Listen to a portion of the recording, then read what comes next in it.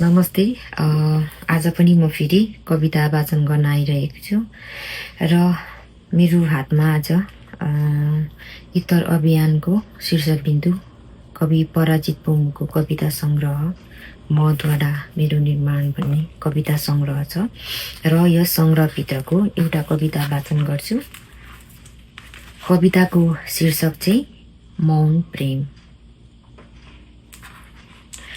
आधा सत्य म मौन प्रेम गर्छु तिमीलाई, आधा जुन जस्तै तिमीले हिँडेको आधा बाटो, तिमी उभिएको आधा धरती, तिम्रो शिरले जुती हिँड्ने आधा आकाश, तिम्रो आधा मुटु, तिम्रो आधा सपना, सबै आधा आधा मात्र हुन्।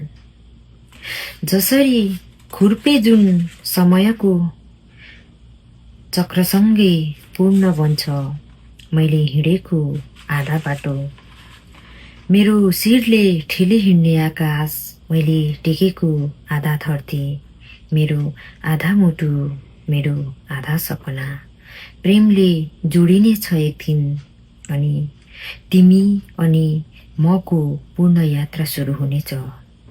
हो साँच्ची म औधी माया गर्छु तिमीलाई, आधा सत्य हो।